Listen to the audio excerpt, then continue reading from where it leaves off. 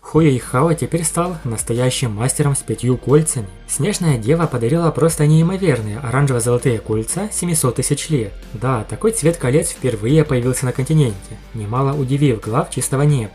Снежная дева крайне понравилась Тайтаню. Он так и хотел взять ее на руки. Насколько же силен теперь Хуэйхао? Пусть его ранг остался 50-м, но реальная боевая мощь в разы выросла. Какой же был невероятно зрелищный бой с Тайтанием. Новые умения, которые получил Хуэйхао, действительно мощные, особенно меч императрицы. Тайтань, титулованный 98 ранга, был вынужден призвать боевого духа, чтобы справиться с третьим навыком Снежной императрицы. Было здорово увидеть реальную мощь Тайтаня, а также появление его духа, обезьяны Титана.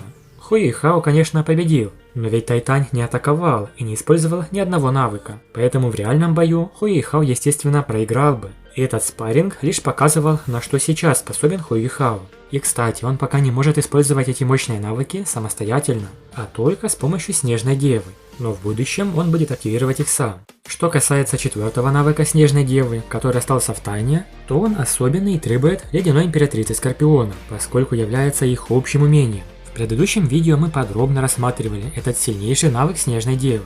Называется Гордость Ледяной и Снежной Императрицы. Да, его должны использовать одновременно Снежная Дева и Ледяная Императрица Скорпиона. Хуэйхао также должен быть определенного уровня, чтобы использовать его. Он вызывает метель и снежную бурю. Даже все водные элементы превращаются в острые, как бритва, снежинки. В какой-то момент снежинки начинают подниматься в воздух, превращаясь в ледяные лезвия, выстреливающие в небо. Он разрушает не только физические тела, но и души. Может быть сконцентрирован в луч света, с достаточной силой и контролем. Это было достигнуто путем слияния сил его 3 высших духов льда. Этот четвертый навык, вероятно, можно считать сильнейшим из тех, что дала Снежная Дева. Ведь способность 2 королей Крайнего Севера, Ледяной и Снежной Императриц, сочетает в себе навыки, позволяющие концентрировать общую силу, образуя огромный ледяной вихрь белого и зеленого цвета для атаки противника.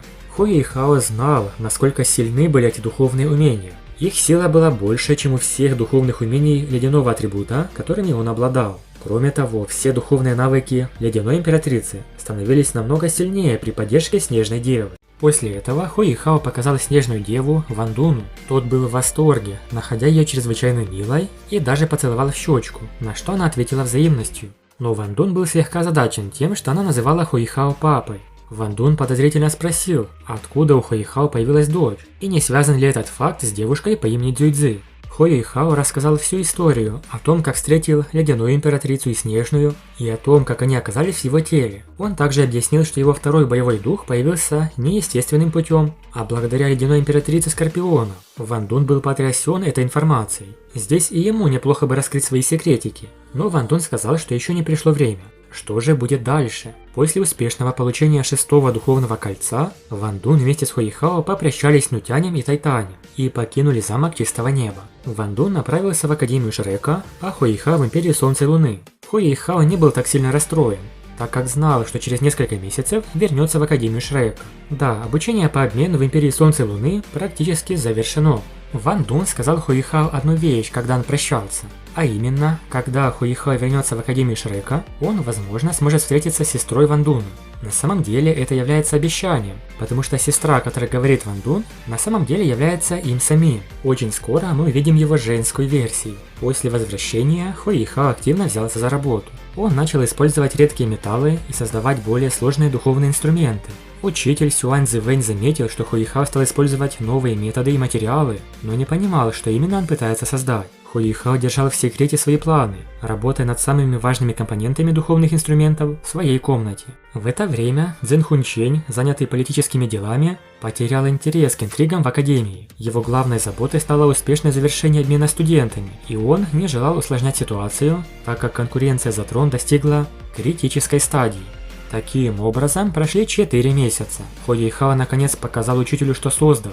Он использовал свои духовные глаза и явил огромного темно-серого металлического человека, духовный инструмент человеческой формы. Сюань Цзэвэнь был поражен, увидев, что Хуэйхао смог создать такой инструмент, который был одной из самых сложных задач в исследовании духовных инструментов. Неужели Хуэйхао заложил начало эпохи мехов? Учитель не мог понять, как Хуэйхао смог добиться такого успеха. Но Хуэйхао не намеревался раскрывать секрет, зато пригласил учителя Сюань Цзэвэня в клан Тан.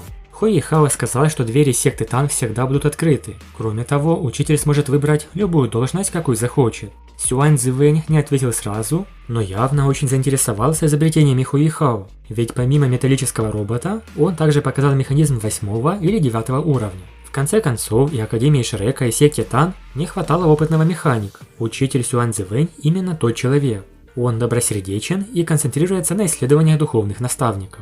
После этого Хуэйхао снова сразится с безумным мечником. Это будет крайне интересный бой. Хуэйхао даже предложил ставку на деньги. Цзэ Цзюэйчэнь согласился с этим, поставив все, что у него есть, на кон, что еще больше удивило Хуэйхао.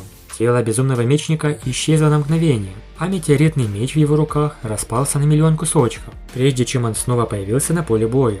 Он создал огромную проекцию меча, направив ее к Хуэйхао. Тот ответил ударом светового меча, и после столкновения раздался оглушительный взрыв, который отправил обоих бойцов назад. Хуэйхао заметил, что Цзэ Цзюэйчэнь еще не использовал все свои способности, но все равно признал поражение. Что ж, обучение Хуэйхао в Академии Механиков Солнца и Луны завершено. Далее нас ждет немало интересных событий, турнир также не за горами. Кроме того, недавно на конференции Tencent анонсировали много классных проектов. Среди них фильм о мечнике Чэньсине из первой части Боевого континента. В нем будет рассказана предыстория Дяди Меча, дедушки Нинранро, а также анонсирован фильм про Электролюкс от создателей Трона и фильм про Пожирателей Звезд. Даты выхода нету, но тизеры и трейлеры очень привлекают внимание. Большое спасибо за просмотр. Напишите в комментариях, понравились ли вам новые кольца Хуэйхао. Подписывайтесь на канал и всем пока.